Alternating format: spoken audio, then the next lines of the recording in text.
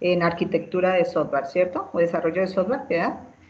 Y está haciendo una maestría en este momento, Ya la ¿cierto? terminé. Ya la Magíster en terminaste. ingeniería de software y especialista en ingeniería de software.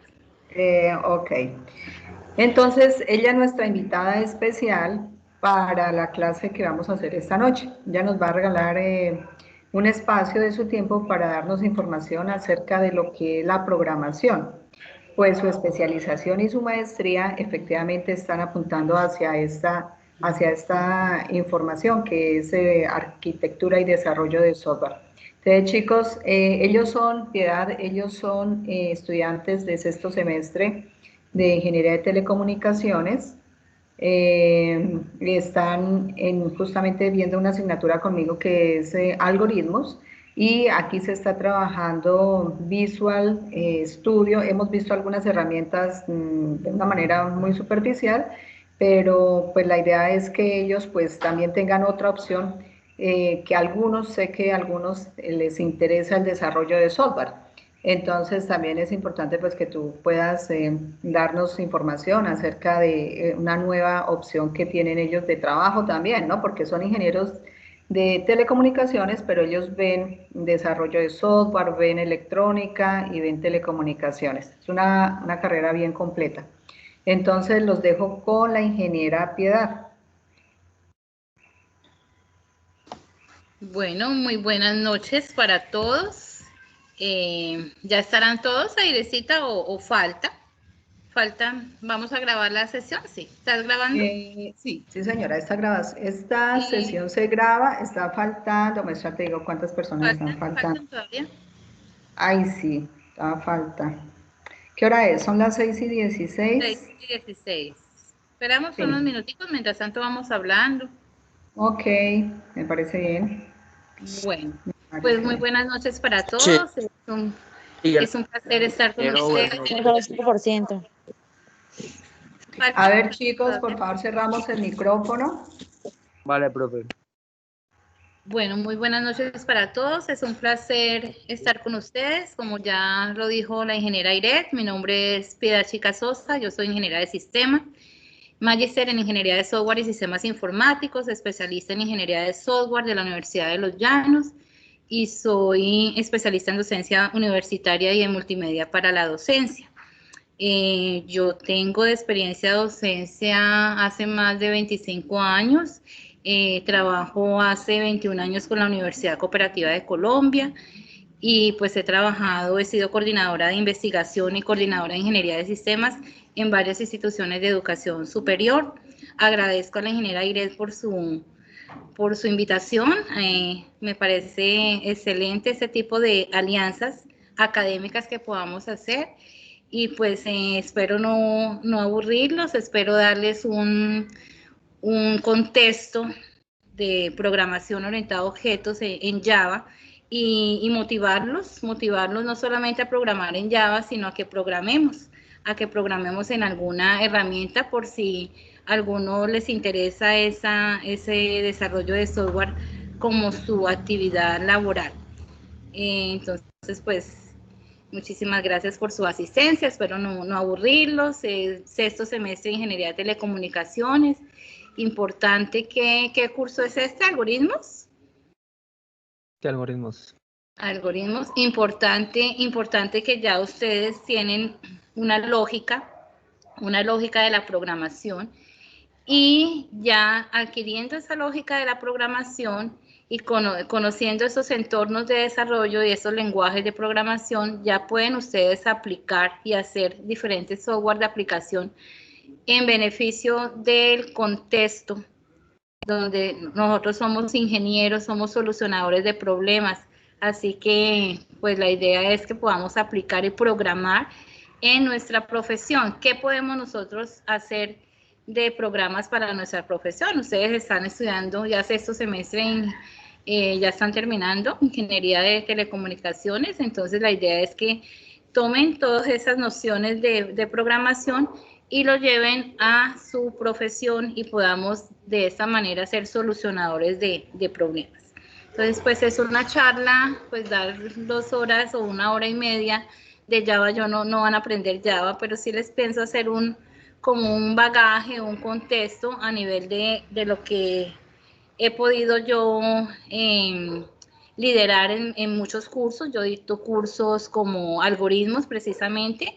Ahora es necesario, por ejemplo, en la Facultad de Ingeniería de la Universidad Cooperativa a la que yo pertenezco, ingeniería civil, mira programación, ingeniería de sistemas, mira programación. Es importante la programación para todas las profesiones, para todos los niveles. Entonces, algoritmos, oriento algoritmos, esas bases de programación, oriento ingeniería de software, que tiene que ver con todo lo de software de aplicación, oriento patrones de diseño, que algo también les quiero hablar allí como tal, oriento arquitectura de software, y pues soy asesora de muchos trabajos de grado a nivel de ingeniería de sistemas. Yo soy profesora de tiempo completo de la Facultad de Ingeniería y pues además de clases tengo algunas actividades administrativas y académicas como tal. Entonces, pues no sé si alguien quiere preguntar algo antes de que empecemos, para dándole espacio a que lleguen los otros compañeros para que no se pierdan la charla. Bueno, yo creo que acá tenemos ya, están faltando 5 personas, 2, 4, 5 personas Okay. están Ya faltando. tenemos buen Sí, auditorio. sí, señora. Bien. Sin embargo, Piedad, sería pues interesante que hay algunas personas que están acá en la carrera de Ingeniería de Telecomunicaciones y ellos están motivados de pronto a continuar con la opción que la universidad les brinda, y es seguir con Ingeniería de Sistemas, que ellos pueden convalidar la carrera el programa de Ingeniería de Telecomunicaciones, pueden convalidar algunas asignaturas. Yo creo que la gran mayoría quedan más o menos con el 70% de las asignaturas convalidadas para pasar a ingeniería de sistemas. Entonces, ¿tú qué opinas de ingeniería de sistemas y desarrollo de software en este momento? Claro que sí, eso lo pueden hacer. Digamos que ustedes tienen un muy gran porcentaje de cursos de la carrera de ingeniería de sistemas. En este momento en el mundo se necesitan muchísimos ingenieros de sistemas, muchísimos desarrolladores de software. Hay mucho por hacer para la región, para el país, y pues necesitamos de muchísimos ingenieros. Las estadísticas lo dicen. Las entidades lo dicen, necesitamos un sinnúmero de ingenieros. El mundo, Canadá pide a gritos ingenieros de sistemas, y por eso el Ministerio de Tecnologías de la Información y Comunicación y el Estado ha dado como muchas opciones para estudiar una carrera que tenga que ver con las tecnologías de la información y comunicación. Los brazos están abiertos, ya son bienvenidos los que deseen de pronto hacer el proceso de homologación, homologación de cursos, ¿sí? Para que no empiecen desde cero, sino que ya ustedes, por ser tecnólogos en ingeniería de telecomunicaciones, ya se les miran esos cursos que son afines y con sus respectivas notas, y ya se le homologan. O sea, ustedes ya entran a ver los otros cursos. Ingeniería de sistemas en la Universidad Cooperativa son 10 semestres. Nosotros tenemos 2 líneas de investigación, lo que es desarrollo de software y lo que son las tecnologías de la información y comunicación. Y pues realmente, pues nosotros llevamos ya 25 años en la región, 60 años a nivel nacional. La Universidad Cooperativa es multicampus. En este momento estamos trabajando algo como modalidad combinada, de tal manera que desde aquí, por ejemplo, dictamos clases con profesores de Bogotá, de Cali, igual estudiantes de Bogotá, Cali. La Universidad Cooperativa de Colombia está presente en 16 ciudades. Lo que lo hace, hacemos muchas actividades multicampus, y pues ahorita que estamos trabajando en esta nueva modalidad combinada. Entonces, invitarlos, yo les voy a dejar la presentación, ingeniera Iret, y mis datos. Ustedes los van a tener, pues en el momento que lo requieran me escriben, y con mucho gusto. Ingeniera Iret, si ella tiene mi número telefónico, si ya quieren alguna asesoría más personalizada. pero pues la Universidad Cooperativa de Colombia tenemos abiertas inscripciones en el momento. No sé si ustedes ya están terminando ese semestre, todavía les hace falta otro, pero pues en cualquier momento pueden hacer el proceso de homologación de cursos. Allá los esperamos y qué bueno que sigan en esta linda profesión. Sí, también con la Unipanamericana, gracias Piedad por la información y por el ofrecimiento que nos estás brindando. Conocemos de la trayectoria de la cooperativa y efectivamente es una experiencia bastante importante que tiene la universidad a nivel nacional. También la Universidad Compensar, ya a partir de la semana pasada se llama Universidad Compensar, tiene el registro calificado para la sede meta en ingeniería de sistemas. Entonces ellos pues les tocaría esperar, ¿sí? O lo que dice la ingeniera Piedad, pues sería que las personas que quieran de pronto postularse para la carrera en la Universidad Cooperativa, ellos estarían terminando ingeniería de telecomunicaciones. Para ellos son 11 semestres que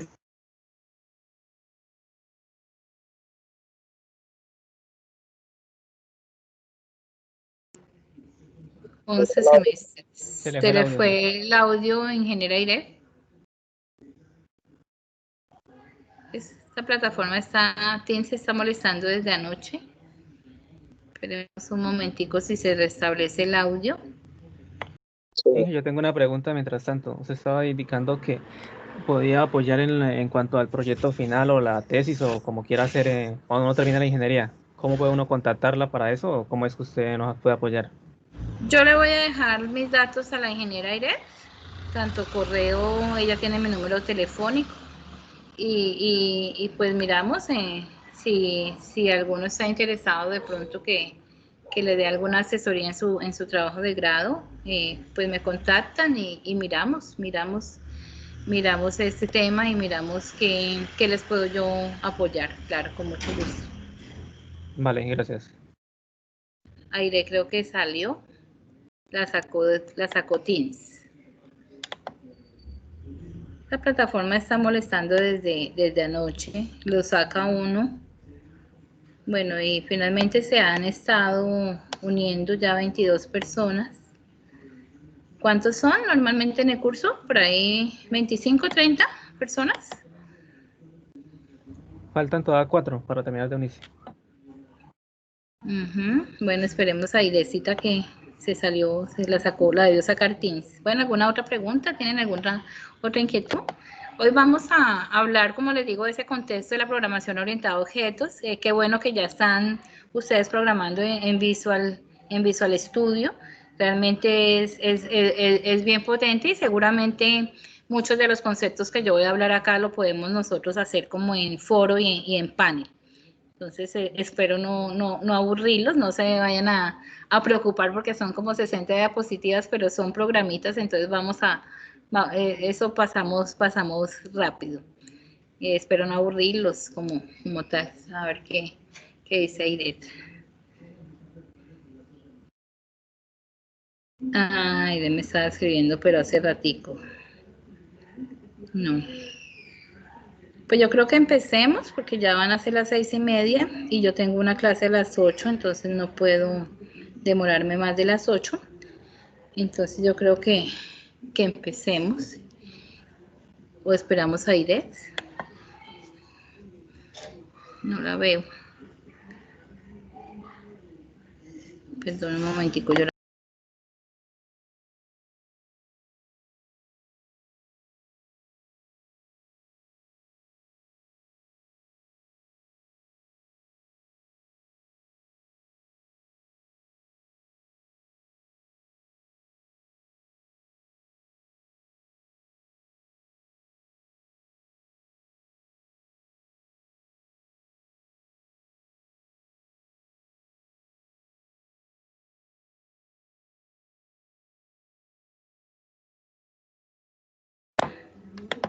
Bueno, la ingeniera Aire se le fue la luz y entonces ya me dio el inicio, que por favor empezara la charla con ustedes y ya ella tan pronto pueda se une. Entonces vamos a iniciar la charla.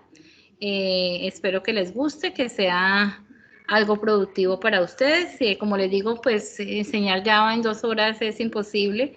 Lo que quiero es darle como un bosquejo general de lo que es el desarrollo de software orientado a objetos y pues un muy buen lenguaje de programación que me parece Java, pero que no es el único. Ustedes están usando una muy buena herramienta, incluso hay otras que ya están en el momento. ¿Qué pasa? Que los que estudiamos ingeniería, telecomunicaciones o ingeniería de sistemas nos toca muy pesado porque nos toca estar muy actualizados.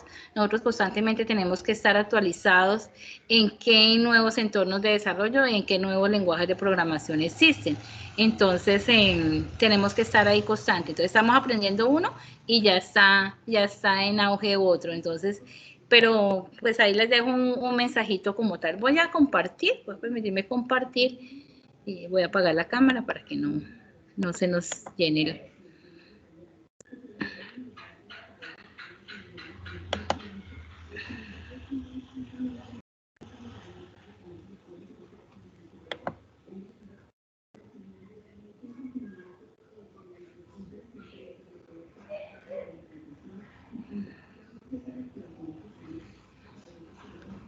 Bueno, esta conferencia pues es gracias a la invitación de la ingeniera Iret, en alianza de la programa de la Facultad de Ingeniería de la Universidad Cooperativa de Colombia, en alianza con la Universidad Panamericana, que ya nos indica la ingeniera Iret que ya a partir de ayer es la Universidad Compensar. Entonces se ha titulado a esta charla Programación orientada a objetos con Java, donde les voy a dar un contexto del desarrollo de software y orientado a objetos. Podemos participar. Yo, como estoy en la presentación, no puedo ver las manitos, pero en cualquier momento usted puede, en orden, eso sí, activar su micrófono y preguntas, o dejamos las preguntas hacia el final para que no se nos vaya mucho el tiempo. Entonces, pues acá como una reflexión, y de pronto ustedes ya han visto este video, yo no lo voy a pasar, pero sé que de pronto lo han escuchado, lo han visto, de que todo el mundo debería aprender a programar, ¿sí? Les comentaba, yo trabajo en la Facultad de Ingeniería y los ingenieros civiles ven algoritmos y ven herramientas computacionales, y ellos dicen, bueno, ¿y yo por qué tengo que programar? Entonces yo les explicaba, todo el mundo debería aprender a programar. Miren, Parque Sol Cali, uno mira médicos programando, uno mira abogados programando, y eso es una gran ventaja y lo hace a usted más competitivo porque usted está estudiando una profesión y además usted está aprendiendo a programar. Entonces, usted precisamente puede aprender a programar y puede hacer aplicaciones un poco más detalladas, un poco más específicas para su profesión. Entonces, pues ahí está el videito, yo no lo voy a pasar, pero seguramente lo han visto, de que todo el mundo y todas las profesiones deberían aprender a programar. Bueno, aquí recordar de dónde vinimos, cómo está conformado un sistema de cómputo. Entonces tenemos en una parte, en un nivel bajo, los dispositivos físicos, en un nivel más alto la microprogramación, el lenguaje de máquina, en un nivel más alto el sistema operativo, y generalmente nosotros a veces confundimos mucho que los compiladores, los editores y los intérpretes de comandos forman parte del sistema operativo, y resulta que son programas de sistemas, ¿sí? Cuando ustedes están, por ejemplo, en un lenguaje de programación, ahí está el compilador, y está el editor, y está el intérprete. Entonces, están en un nivel más alto que el sistema operativo y se llaman programas de sistemas. Y en un nivel más alto, en el más alto nivel, tenemos diferentes programas de aplicación. Ahí tenemos juegos, reservaciones de una línea aérea o un sistema bancario. Los programas de aplicación son programas que hacemos en un lenguaje de programación de alto nivel para resolver alguna problemática en particular. ¿Cómo ha sido esa evolución de los lenguajes de programación hasta hoy día? Entonces venimos por generaciones. Desde el lenguaje de primera generación obviamente no habíamos nacido todavía. Cuando las tarjetas, los computadores ocupaban muchísimo espacio y se trabajaba con tarjetas perforadas, ahí se trabajaba a nivel de código binario. Entre esa primera y segunda generación está ese código binario, se transforma a octales y a hexadecimales, y ya en lenguajes de segunda generación, que es programación de bajo nivel, ahí hablamos de lenguajes ensambladores, que se trabaja a nivel de los registros de la máquina. Entonces, por ejemplo, lo que nosotros decimos hoy, A es de tipo entero. En lenguaje Assembler decíamos mod A R1. Cárgueme A al registro 1, que era como hoy día declarar la variable. Pero primera y segunda generación es programación de bajo nivel. Obviamente no habíamos nacido. Lenguajes de tercera generación, ahí ya empieza la programación de alto nivel. Desde los tercera generación en adelante, ya hablamos, por ejemplo, de lenguajes como Pascal y C. Yo en la universidad, bueno, ya hace mucho tiempo, mirábamos Pascal y le decíamos Pascalito de cariño, porque era muy bonito. Ustedes saben cómo es a nivel de programación, que todo lo duro que a uno le da. Y después se transformó ese Pascal en C. Y esa transformación siempre dio duro, porque en C tenía unas librerías y todo el cuento. Entonces, pasar de Pascal a C siempre fue complicado. Bueno, pero entonces aquí en la tercera generación nace la programación de alto nivel. Aquí se habla ya de estructuras de control, de toma de decisiones, se habla de variables. Es aquí donde nacen los compiladores. ¿Qué es un compilador? Él traduce código fuente, que es entendible por el usuario, escrito por el usuario en un lenguaje de programación de alto nivel, y lo transforma a un código entendible por la máquina. ¿Sí? Ahí realmente en la tercera generación nacen los compiladores, que eso es todo un curso como tal que yo también lo dicto, que pasa internamente en la máquina. Los lenguajes de cuarta generación es todo lo que tiene que ver con gestión de base de datos, con ese lenguaje de consulta, con ese SQL. Los lenguajes de quinta generación es todo lo que tiene que ver con la inteligencia artificial. Por ejemplo, Lisp, Prolot. Ahora está el R, que hace parte de esos lenguajes de inteligencia artificial. Y los lenguajes de sexta generación hacen parte de todo lo que es programación orientada a objetos y programación para la web. Quiere decir que nosotros estamos más que todo estudiando los lenguajes de sexta generación. Importante conocer como esa evolución de los lenguajes de programación para que entendamos de dónde vienen las cosas. ¿En qué consiste la programación orientada a objetos? A ver, aquí me gustaría escucharlos, me gustaría que participaran. ¿Qué se entiende por la programación orientada a objetos? Por favor, activen, el que quiera participar, active su micrófono porque no los estoy viendo porque estoy en la presentación. ¿Quién me dice? ¿Qué se entiende? Ustedes ya están trabajando orientados a objetos. ¿No? ¿Nadie? ¿Nadie se anima? ¿Quién me dice que la programación orientada a objetos?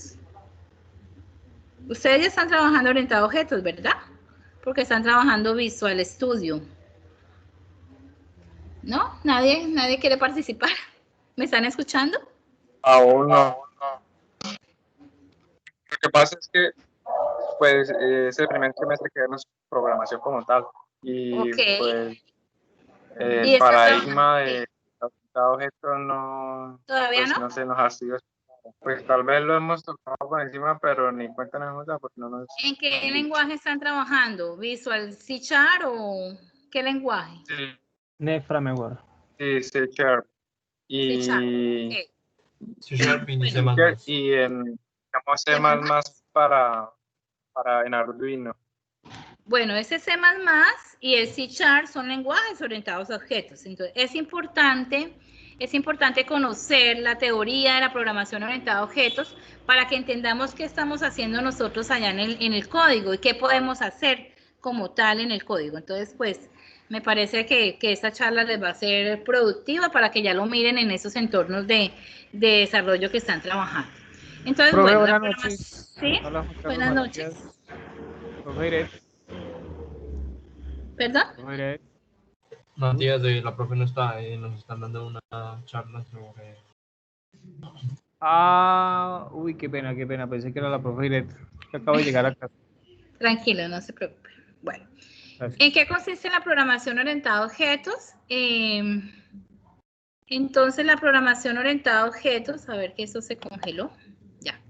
La programación orientada a objetos está basada en la idea natural de la existencia de un mundo lleno de objetos, con características que los diferencian, que son los atributos, y con un conjunto de acciones propias que pueden realizarse sobre ellos, las operaciones. Haga de cuenta un objeto como una pelota, como tal, que la pelota tiene unas operaciones sobre cuál yo puedo hacer sobre ese objeto, lanzar la pelota, ¿sí? Unas operaciones que hago yo sobre ese objeto. Entonces son objetos de la vida cotidiana, objetos de la vida real. Los atributos permiten representar y almacenar esos datos y las operaciones permiten manipular esos atributos. Estas son características como tal de la programación orientada a objetos. Los programas orientados a objetos se construyen en base a un conjunto de objetos que se colaboran entre sí mediante un intercambio de mensajes. Por eso es que ahí es muy importante, ya ustedes me contarán, porque es que esto viene muy enlazado, todo lo que son los temas, por ejemplo, no sé si tengan conocimiento del lenguaje unificado de modelado, porque eso va muy unido con la programación orientada a objetos antes de la programación. Entonces ya lo miraremos y ya me comentarán.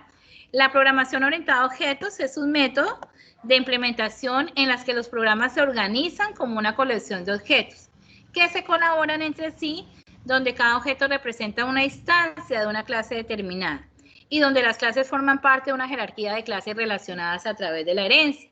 Entonces, si ya de pronto han trabajado algunas características de la programación orientada a objetos, saben que les estoy hablando de jerarquía de clases y de herencia. Sin embargo, pues aquí también lo tengo en la presentación por si de pronto no lo han tratado. Antes, ustedes son muy jóvenes, yo me imagino, no puedo verlos porque no activan la cámara, pero yo me imagino que igual que en todas las universidades, ustedes son muy jóvenes, cada día llegan más jóvenes a los programas académicos y nosotros ya somos de vieja data. ¿Qué pasa? Que nosotros trabajamos en la universidad, incluso en la vida laboral, nosotros alcanzamos a trabajar lo que se llama una programación estructurada. Y hoy día se trabaja en una programación orientada a objetos. ¿Cuál es la diferencia de la programación orientada a objetos con la programación estructurada? Que en la programación orientada a objetos se trabaja diseñada orientado a objetos, ¿sí? Allá en la estructurada era diseñada orientado a acciones. Aquí en la programación orientada a objetos se encapsulan los datos, que son los atributos, y los métodos, que son las operaciones en objetos que están relacionados entre sí.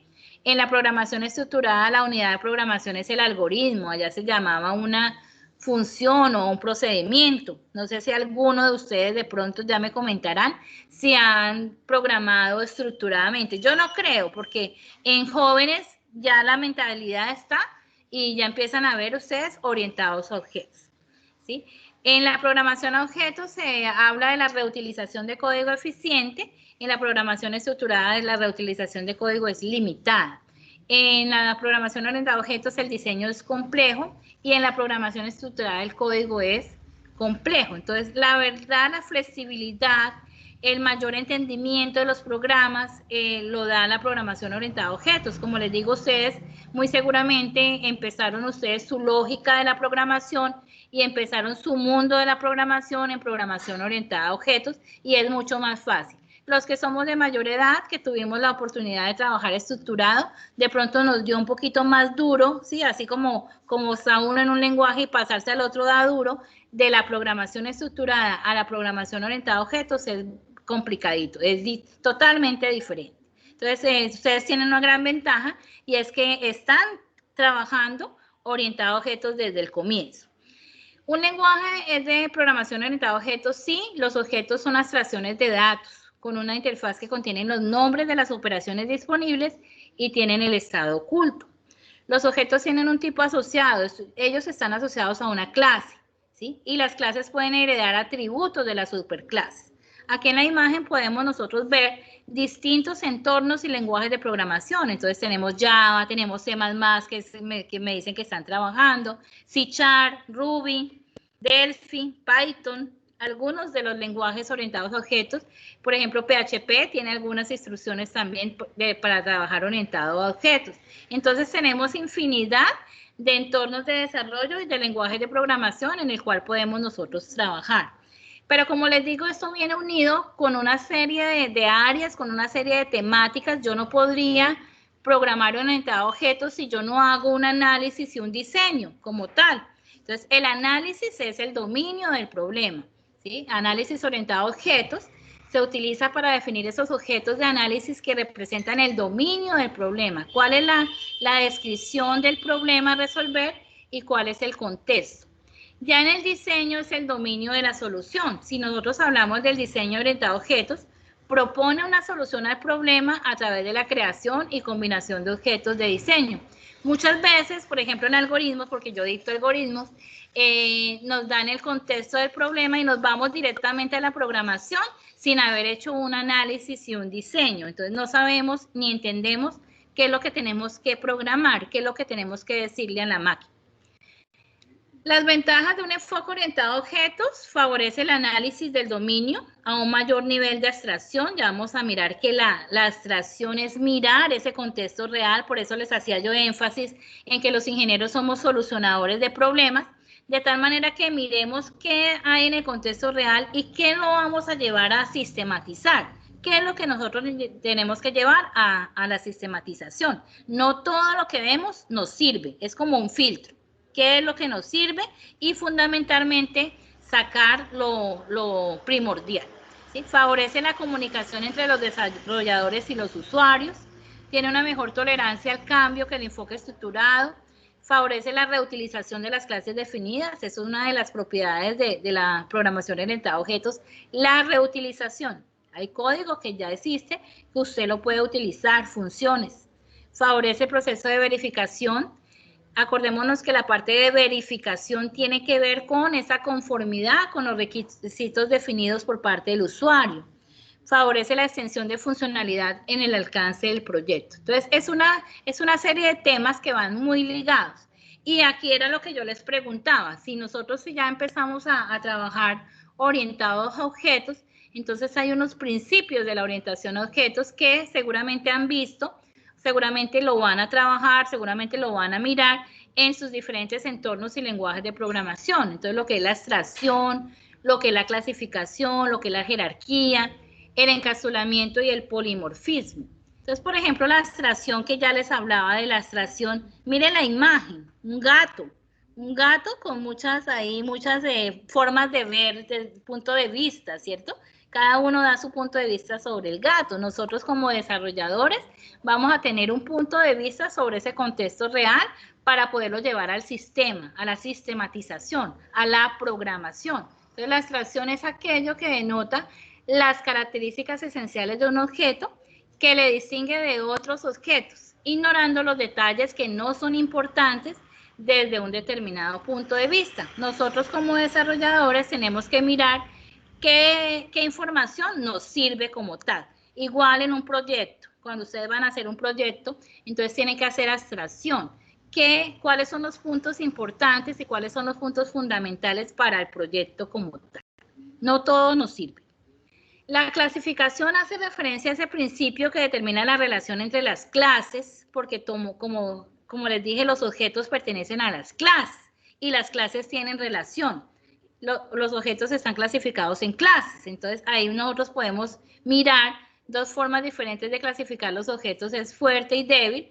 Fuerte es cuando no se deja invocar la operación de un objeto. Estática o dinámica, en estática los tipos de variables y expresiones se fijan en tiempo de compilación, mientras que en dinámica no se conocen hasta el tiempo de ejecución. Hay cosas que podemos nosotros mirar, algunas entidades secundarias, ¿sí? Que vea que va a pagar y tiene una conexión con el banco. Entonces, ahí hay una entidad que es una entidad secundaria, pero que hay que tenerla en cuenta. La jerarquía es un principio que permite ordenar las abstracciones. Ahí nosotros hablamos de la herencia. La herencia es supremamente importante entenderla porque nosotros tenemos que, más adelante hablo de las buenas técnicas de la programación, tenemos que entender cuál es mi clase principal y cuáles son las subclases y qué van a heredar de esa clase principal. Entonces, la herencia es un ejemplo de jerarquía que se da entre las clases, ¿sí? De alguna forma hay una forma de clasificar en esas subclases basado en esa clase principal y entonces se heredan. El mecanismo de la herencia permite crear clases nuevas a partir de clases ya existentes. Una clase hereda de una clase, reutiliza lo que son atributos, lo que son operaciones, lo que son relaciones que pueden tener con otras clases. Y aquí tenemos el símbolo en UML, ya me contarán ustedes si de pronto han tenido la oportunidad de trabajar UML. El simbolito es una clase principal y tenemos la subclase y va el signo que es un triangulito hacia la clase, de la subclase a la clase principal. Entonces, pues ya me contarán si han tenido oportunidad, porque realmente eso va muy ligado, análisis y diseño orientado a objetos, con el lenguaje unificado de modelado y con la parte de programación como tal. Eso es un cúmulo de temas. El encapsulamiento es un principio que permite separar la interfaz de la implementación en una clase. El objetivo del encapsulamiento es conseguir reducir ese acoplamiento entre las clases. La comunicación entre clases solamente se puede mediante el intercambio de mensajes, ¿sí? Los atributos y operaciones de uso interno se definen como privados, ese estado que uno coloca en los distintos entornos de desarrollo y lenguajes de programación se coloca como privado. Ahí estamos nosotros trabajando en encapsulamiento. Las operaciones son consideradas parte de la interfaz nativa de la clase y se definen como públicas, ¿sí? Entonces, cuando usted define esos atributos privados, pues ahí sencillamente usted está trabajando en encapsulamiento, que solamente sean reconocidas en la clase en que están. Polimorfismo, principio que permite a los objetos actuar de distinta manera ante el mismo mensaje. En este caso, las subclases pueden redefinir el comportamiento de una operación heredada, lo que hará que dependiendo del tipo de objeto, la respuesta a un mismo mensaje podrá tener diferente comportamiento. Las operaciones polimórficas para un mismo nombre de operación se pueden designar implementaciones distintas. Poli es muchas formas, entonces ahí hay operaciones polimórficas, hay funciones polimórficas como tal, y hay diferentes formas de hacer las cosas en programación orientada a objetos. Así que es una de los principios de la programación orientada a objetos. ¿Pero qué es un objeto? Es una entidad discreta, con identidad, con estado de comportamiento. Los objetos son piezas individuales de un sistema en tiempo de ejecución. Es una entidad que tiene un estado, un conjunto de atributos y un conjunto de operaciones. También se puede definir el objeto como una abstracción de una entidad real o conceptual. Desde el punto de vista de programación, el objeto representa código, un código que está compuesto de propiedades y de métodos y que se puede manipular de manera independiente. Es una entidad del mundo real que tendrá asociado un estado, unos atributos, un comportamiento, unas operaciones y una identidad que le diferenciará del resto de objetos. La identidad representa la existencia única del objeto en el tiempo y en el espacio. El estado se determina por valores de los atributos y las relaciones que mantiene con los otros objetos en un momento determinado. Y el comportamiento son capacidades que el objeto puede ofrecer.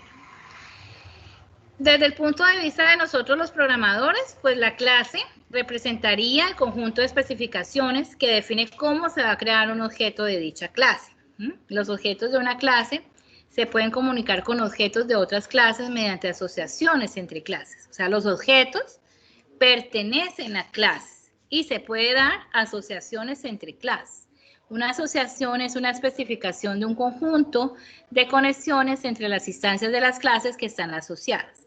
Todas las entidades que tengan características comunes se abstraen en una entidad clase que contendrá la información relevante.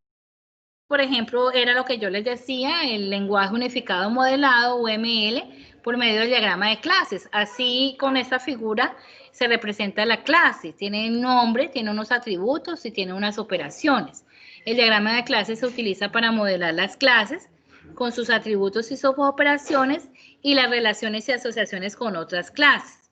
Y ahí nosotros vemos varias cosas. Generalización o herencia, la asociación que es la relación entre las clases, la dependencia, cómo es esa jerarquía de clases, y la agregación y la composición. Entonces, por eso es muy importante yo hacer un primer análisis, un diseño, ver en el modelo cómo podría ser y ya después llevarlo a código. Esa es como una secuencia de pasos y una secuencia de temas que van muy interrelacionados.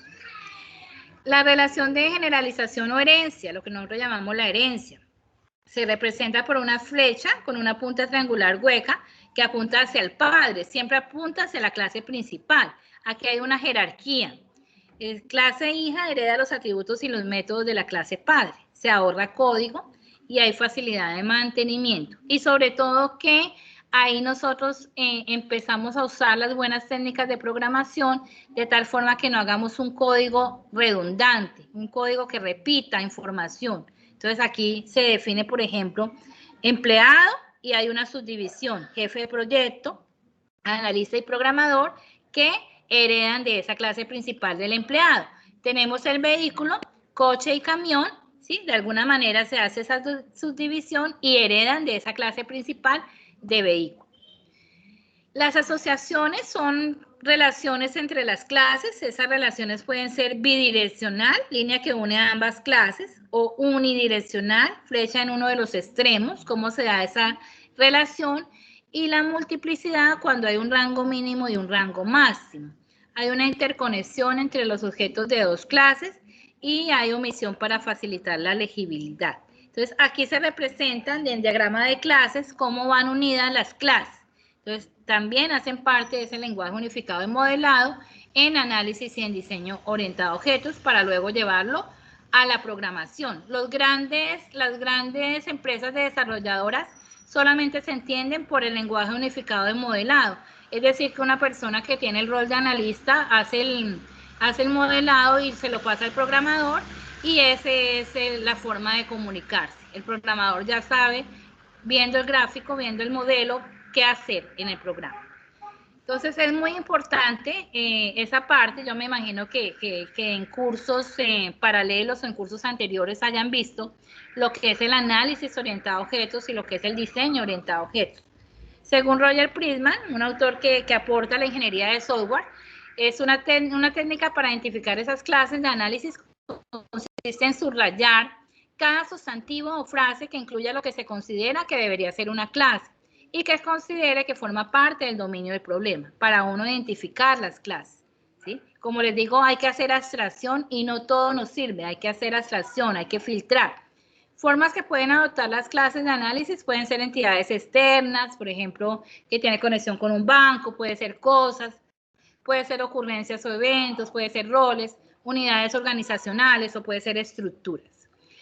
Aquí tenemos un gráfico de la diferencia que es de análisis con diseño. Entonces tenemos el dominio del problema, tenemos una identificación de las clases de análisis muy general, ya tenemos en clases de diseño algo más específico y tenemos la solución.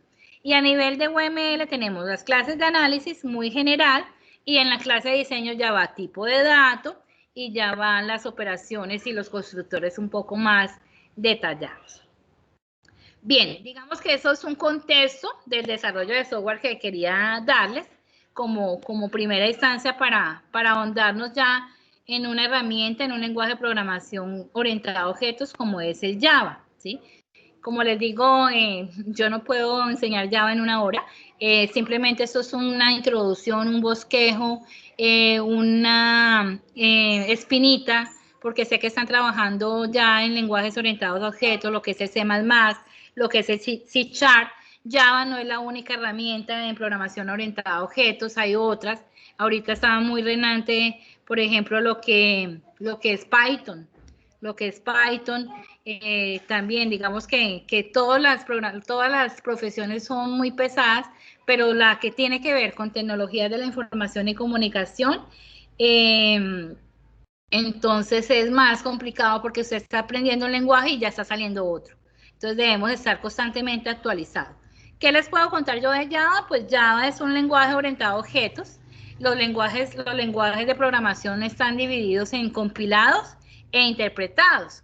Java es un lenguaje que es interpretado, de tal manera que cuando uno está escribiendo la línea en Java, si usted comete un error, él aparece en rojito, usted ya sabe que ahí tiene un error, ¿sí? La diferencia entre compilador e intérprete es que cuando un programa es compilado genera muchos archivos y nos da ahí el código fuente, usted le da a compilar y nos da los errores. La diferencia del interpretado es que, digamos que él ahí mismo nos está reconociendo los errores y yo los puedo como depurar mucho más rápido, él va como ejecutando esa línea a línea, ¿sí?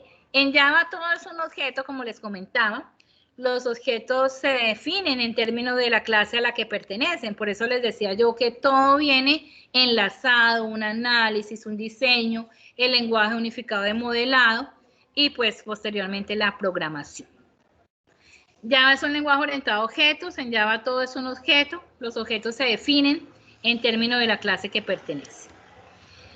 Entonces aquí hablamos nosotros de clases y hablamos de nosotros de objetos. Muy seguramente en C++ también Yo hace ratico que ya dejé de trabajar en C++, pero C++, por ejemplo, es un lenguaje de programación muy potente. La mayoría de los compiladores están escritos en C, ¿sí? Visual C#, Visual Studio C#, por ejemplo, es muy chévere también trabajarlo, y también se trabaja a nivel de clases y de objetos. Y ahora hoy día tenemos Python. Entonces, hablamos de clases y hablamos de objetos. Las clases representan objetos de la realidad, o sea, lo que es el dominio al que se refiere un programa en Java. Las clases se definen a partir de un conjunto de atributos y métodos. Las clases son conceptos abstractos y los objetos son instancias de las clases, para que nosotros vayamos perfilando este glosario de términos como tal. Es esto, los métodos de las clases relacionan acciones que modifican las propiedades de los objetos. Yo tengo una clase que se llama chain, con sus operaciones try, erras, move, get color, set color, y tenemos unas subclases, circle, square, trian, y trian tiene ahí sus operaciones particulares y heredan de esa clase chain. Eso aquí estamos hablando de jerarquía, estamos hablando de clasificación, estamos hablando de herencia, ¿sí? Los métodos se utilizan para estructurar un programa en Java de una forma lógica. El uso de métodos nos permite dividir un problema en más pequeños que son más fáciles de resolver. Cuando yo divido es mucho más fácil que un problema, un contexto complejo. La famosa frase divide y vencerás. Un método lleva a cabo una tarea específica de diversa naturaleza. En otros lenguajes los métodos se denominan subrutinas o funciones.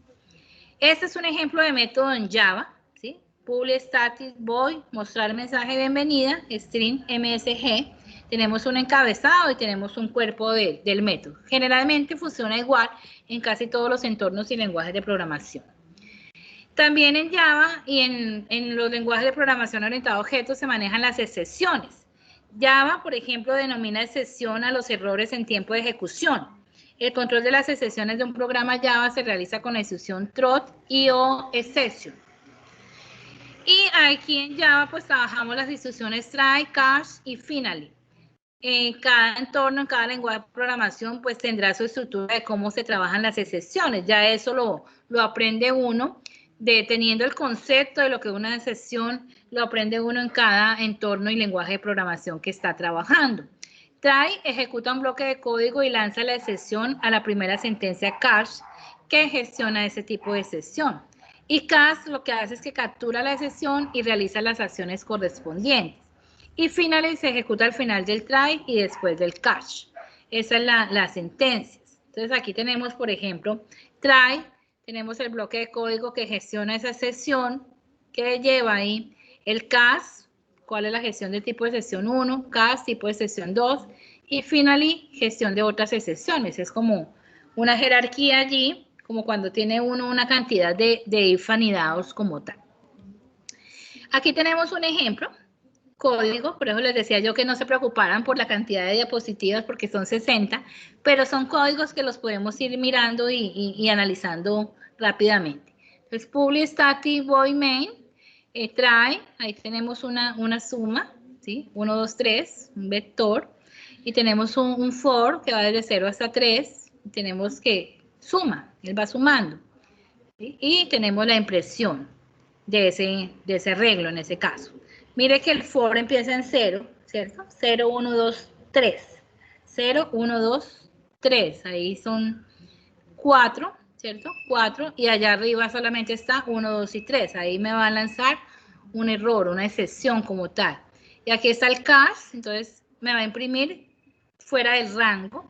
Y está el finally, me imprime el mensaje. Entonces ahí hay unas excepciones como tal de entrada y salida, que es lo que ustedes quieren que programemos allí el mensaje que va a programar. Entonces tenemos acá excepciones tanto de entrada como salida. Entonces, por ejemplo, introduzca un número, lo que nosotros llamamos en ingeniería de sistemas las validaciones, el maquillar el programa que se vea bonito y contemplar como todas las opciones. Entonces, por ejemplo, acá, cuando el número no es válido, cuando hay un error de entrada, es importante que analicemos eso y en cada lenguaje de programación y entorno de desarrollo se tendrá ese manejo de excepciones. Entonces, cuando nosotros hablamos en programación orientada a objetos, hablamos de clases y de objetos. Una clase es una representación abstracta de un conjunto de objetos. Los objetos de una clase tienen las mismas características y el mismo comportamiento. Un objeto es una instancia de una clase. En Java esos objetos se crean con un operador que se llama new. Cada objeto tiene sus propios atributos, lo que le diferencia de otros objetos pertenecientes a la misma clase. Las clases se utilizan para definir tipos de datos o módulos, y un objeto es una instancia de una clase. Eso sí hay que tenerlo siempre como presente. Y un objeto puede describir o una entidad física o una entidad abstracta. De tal manera que un objeto tiene las siguientes características: una identidad, un estado, un comportamiento. La identidad de un objeto le permite distinguirse de otros objetos. El estado de un objeto está determinado por sus datos y el comportamiento del objeto está determinado por los métodos de la clase a la que pertenece. Las clases en Java se definen en ficheros independientes, normalmente con extensión .java. La clase se carga en memoria cuando es necesario. Para definir una clase en Java se utiliza la palabra reservada class. Public class, mi clase Java, por ejemplo. El nombre de una clase debe ser un identificador válido en Java, igual como en todo entorno y lenguaje de programación. Debe iniciar con una letra, puede ser un conjunto de caracteres alfanuméricos, siempre y cuando la inicial sea una letra. Pero por norma, los nombres de las clases comienzan en mayúscula. Mire cómo está ese, la M mayúscula, la C mayúscula y la J mayúscula, digamos separando para una mejor visualización y por normatividad. Aquí lo tenemos, mire, la clase persona en UML, tenemos la clase persona, los atributos DNI, nombre, apellidos, año de nacimiento y su método mostrar nombre. Se le dice método, se le dice operación. Y acá lo tenemos en Java. Esa clase, por eso les digo yo que es tan importante enlazar el análisis y el diseño del lenguaje unificado y modelado con la parte de la programación. Ya cuando yo defino las clases, entonces lo llevamos a código. Entonces, public class, nombre, personas, public static body main, persona, y creamos P1, el objeto 1 igual a nueva persona, persona P2 igual a nueva persona, y le pasamos las instancias, P1.nombre igual a Juan, P1.apellidos igual a González, P2.nombre igual a Luis, P2.apellidos igual a Gómez, P1 mostrar nombre, P2 mostrar nombre. Y aquí tenemos la parte ya del main, public class persona, y tenemos el método, ¿sí? sus variables, sus atributos, string, DNI, nombre, apellidos, y tenemos los métodos, public void, mostrar nombre, y genera una impresión del nombre y el apellido.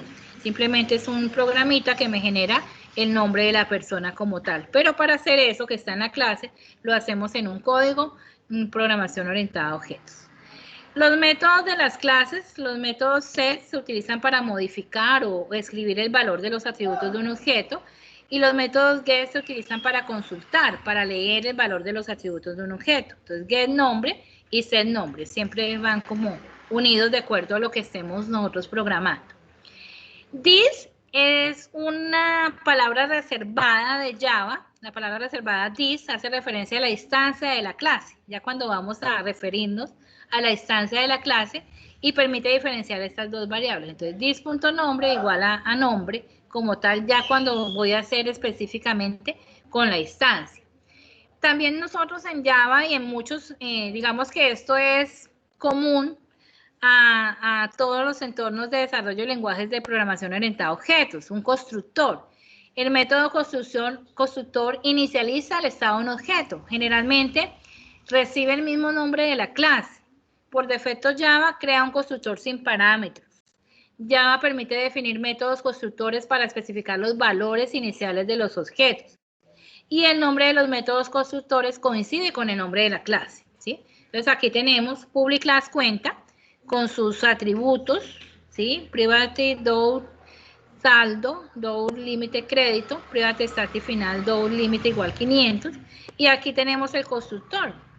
Public cuenta, this.balance igual a 0, estamos inicializando, this.límite crédito igual a límite, public cuenta, DOUR límite crédito, this.balance igual a 0, y this.límite crédito igual a límite crédito. Entonces ahí tenemos la clase y tenemos el constructor que se llama igual que la clase. En todos los lenguajes de programación y entornos de desarrollo existen los constructores.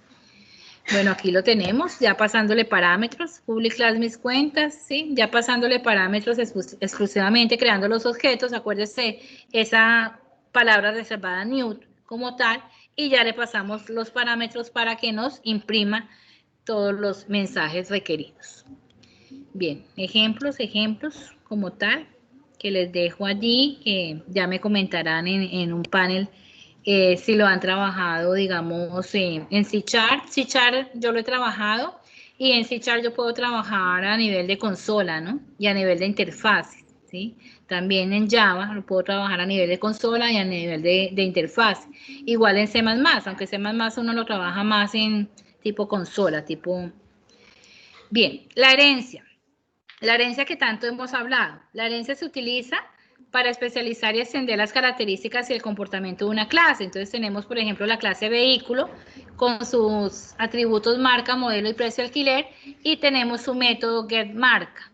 Tenemos sus clases autobús y turismo, que tienen unos atributos que son particulares de cada clase, entonces autobús número de plazas y turismo número de puertas, y que heredan de esa clase de vehículo, pueden heredar atributos y pueden heredar operaciones, pero el símbolo va de la subclase a la clase principal, que a veces lo dibujan al contrario y es un gran error. Aquí tenemos, por ejemplo, la herencia en Java. Por ejemplo, aquí tenemos public class vehículo, tenemos todo lo que viene, sus atributos, marca, modelo, precio, alquiler, tenemos su constructor, ¿sí? Y tenemos sus parámetros. Y aquí, con la palabra extend, public class autobús, que recuerden que el autobús era una subclase, extend, cuando yo trabajo extend en Java, es que está heredando de vehículo, ¿sí? Extend y de la clase a la cual viene, vehículo. Y viene acá su atributo privado, era el atributo que estaba acá, número de plazas como tal. Y viene el public autobús, vienen sus datos también y sus impresiones a través de los métodos. Igual, public class turismo, extend de vehículo. Siempre que yo utilizo esa palabra extend, es herencia. Vienen los datos que hereda y vienen sus diferentes métodos y sus impresiones en cada uno de sus métodos. Pero entonces cuando yo trabajo la herencia, ¿qué estamos haciendo? Trabajamos sobre clases que ya existen, no hacemos redundancia de código, estamos haciendo un código mucho más legible. Utilidades o funciones que se dan, bueno, son muchísimas. Cuando uno empieza a estudiar un lenguaje de programación, un entorno de desarrollo, son muchísimas. Aquí yo coloqué algunas, pero pues ustedes saben que son muchísimas. La clase, por ejemplo, random, genera números aleatorios. La clase max ofrece funciones matemáticas cuando tenemos que hacer algún programa con estas funciones matemáticas, el valor absoluto, la potencia, la raíz cuadrada, comparar, trigonométricas, exponencial, logarítmica, pi. Bueno, esto era lo que yo les hablaba, qué tipos de aplicaciones puedo hacer. Entonces, digamos que en todos entornos de desarrollo y lenguajes de programación, yo puedo hacer aplicaciones de escritorio o lo que se llama en ingeniería standalone. Aplicaciones standalone son aplicaciones de escritorio, son a nivel de consola. C++ puede trabajarlo, Java puede trabajarlo, C# también, ¿sí? También puede ser que esas aplicaciones también sean enriquecidas a través de las interfaces, ¿no? Interfaces en todos los entornos de desarrollo también puedo trabajar unas interfaces muy bonitas que permitan de alguna manera visualizar mejor la información de nuestro programa. Y también orientados a la web, ¿sí? Orientados a la web, por ejemplo, Java, aunque muy poco uso se da esa orientación a la web en Java, pero se puede hacer aplicaciones tipo web en Java. Y ahí lo más importante es tener en cuenta lo siguiente. Entonces, muy seguramente han escuchado el Java EE. Es Java Enterprise Edition. Java EE en adelante es un conjunto de estándares de tecnologías dedicadas al desarrollo de Java del lado del servidor, ¿sí? Entonces ya es programación para la web y ya hablamos nosotros de clientes y hablamos de nosotros de servidores y hablamos de ese término Java EE, Enterprise Edition. Y aquí lo que hay que tener presente, muy presente, y ustedes que trabajan, que estudian ingeniería de telecomunicaciones, deben tener muy presente esa arquitectura que me da hacer una web en Java, lo que se llama un JSP, ¿sí? Esa es la arquitectura. Entonces tenemos a nivel del cliente, tenemos a nivel del servidor, tenemos el Enterprise Java Bean, el container, tenemos las bases de datos, lo que ocurre internamente cuando yo hago una aplicación web en Java. Tenemos la parte del cliente, tenemos el HTTP request, tenemos todo lo que es el web service, el HTTP server request, los componentes web, el Java Bean y la respuesta del HTTP server y la respuesta como tal a la parte del cliente. Entonces digamos que a ustedes les sirve mucho esta parte por la arquitectura de software. Cuando yo hablo de arquitectura de software, hablo de cómo está organizado mi código en el programa. Y hablo de esa arquitectura, qué componentes tengo, qué pasa internamente en la máquina. Es necesario conocer esta parte.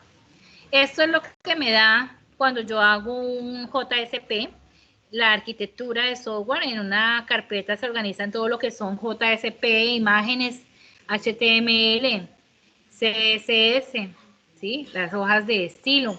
En otra paquete nos hace todos los servers y clases Java. Y las librerías de clase o .jar en Java exclusivamente. Y cada entorno de desarrollo y cada lenguaje de programación tendrá su arquitectura de software en las diferentes aplicaciones que se realizan, sea de escritorio o standalone o sea en la parte web. Un mostrario que quería yo comentarles en esa arquitectura de software, que realmente muy poco uso se le da a JSP, a hacer programación web en Java. Y bueno, aquí hace referencia mucho a las buenas prácticas o buenas técnicas de programación, ¿sí? Por ejemplo, conocer, ya cuando yo empiezo a conocer un entorno de desarrollo, un lenguaje de programación, que empezamos como con toda esta parte básica, ya empezamos a ahondarnos y nos encontramos con algo que se llama los patrones de diseño. Los patrones de diseño forman parte de todas estas buenas prácticas de programación y resulta que los patrones de diseño son soluciones, brindan una solución que ya está probada universalmente a problemas recurrentes en el desarrollo de software, ¿sí? Que se presentan siempre en el desarrollo de software. Y resulta que no tenemos que matarnos la cabeza porque ya hay una solución que está universalmente probada. Esos patrones de diseño son código, forma de trabajar, hay que mirar, digamos que los patrones de diseño tienen un nombre, que ese nombre generalmente va en inglés y se recomienda que no se le haga la traducción porque pues suena más elegante en inglés. Y tienen un problema y tienen una solución, tienen unas consecuencias de usarlo. Se dividen en patrones creacionales, patrones estructurales y patrones de comportamiento. Por ejemplo, de estos patrones de diseño son singleton, factory, observer, iterator. Entonces, si ve que los nombres son en inglés y se recomienda que no se haga la traducción. Entonces, singleton, por ejemplo, es único. Factory es fábrica, observer es observador, iterator es iteraciones. Entonces, se recomienda que no se les haga la traducción, que los nombres se dejen así en inglés, porque suenan mucho más bonito en inglés y realmente representan a ese patrón de diseño. Tenemos uno que de pronto ustedes lo conocen y ahorita en unos minuticos que quiero hablar con ustedes de la charla, de que conocían ya, de que han trabajado. De pronto han trabajado MVC, Modelo Vista Controlador.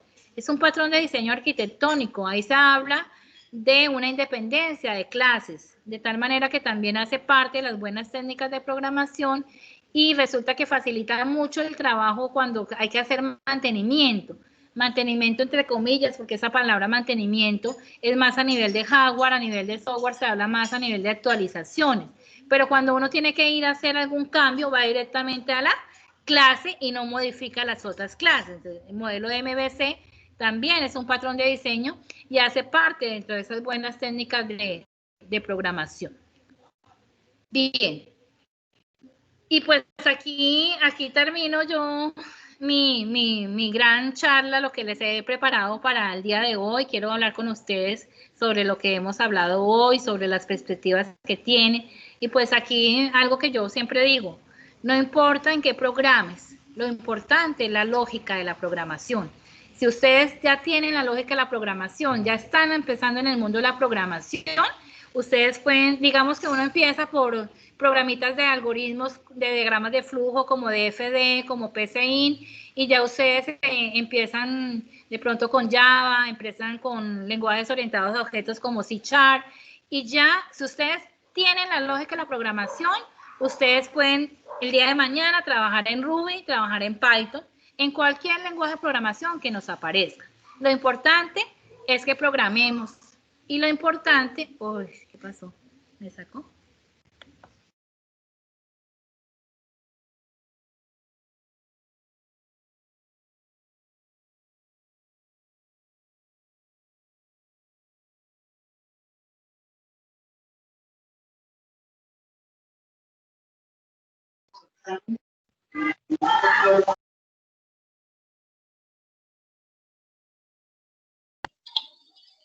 Hola. ¿Me escuchan, chicos? ¿Me están escuchando?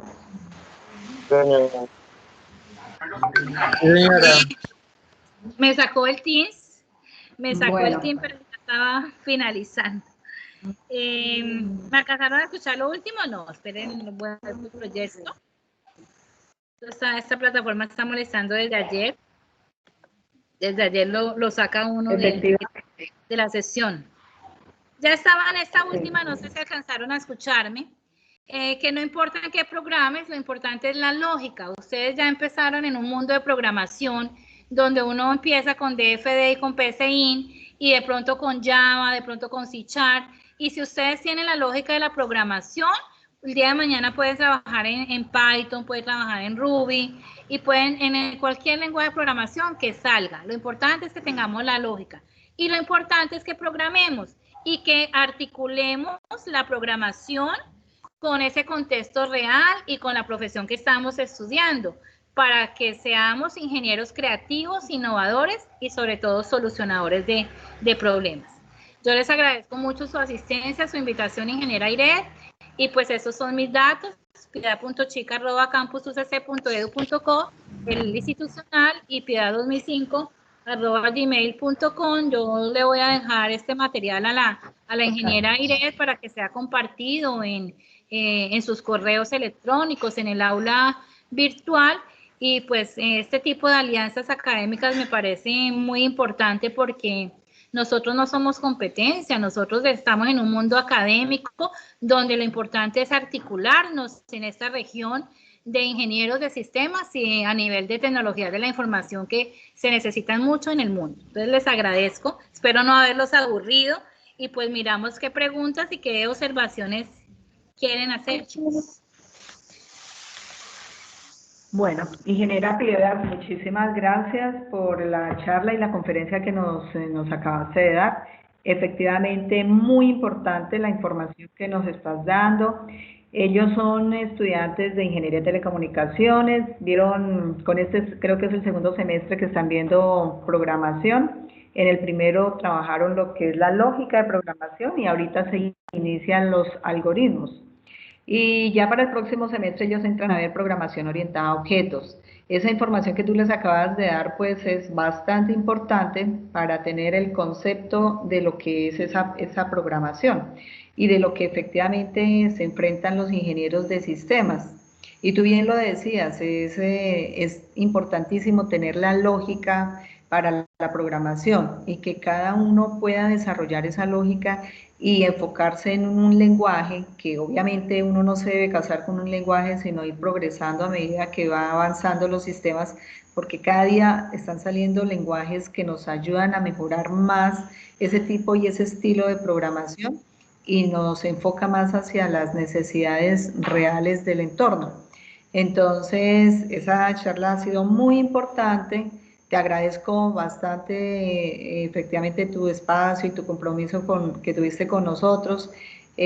Muchísimas gracias, ingeniera Piedad. No sé si alguno de ustedes quiera opinar algo, quiera preguntarle a la ingeniera, tenga alguna pregunta relacionada al tema.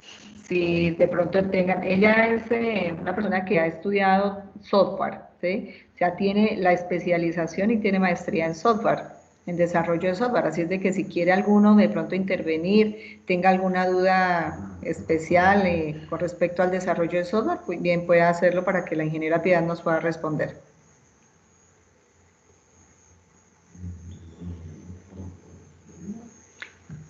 ¿Ninguno? ¿Ninguno tiene dudas, preguntas relacionados al tema? Bueno. No, profesor, claro. Pues agradezco. Sí, pues Bernay. agradecerle por el aporte que nos acaba. Bueno, están muy tímidos estos muchachos, pero bueno, espero no haberlos aburrido, espero que haberles dejado un mensaje. Qué rico que ustedes en este tiempo de pandemia puedan estudiar esa importante carrera de ingeniería de telecomunicaciones y pues cuando me inviten, con mucho gusto, ingeniera, lo que les pueda colaborar y como les digo a los estudiantes, asesorar. Ahí están mis datos, te voy a hacer llegar la presentación y pues si alguien me quiere contactar, autorizo a la ingeniera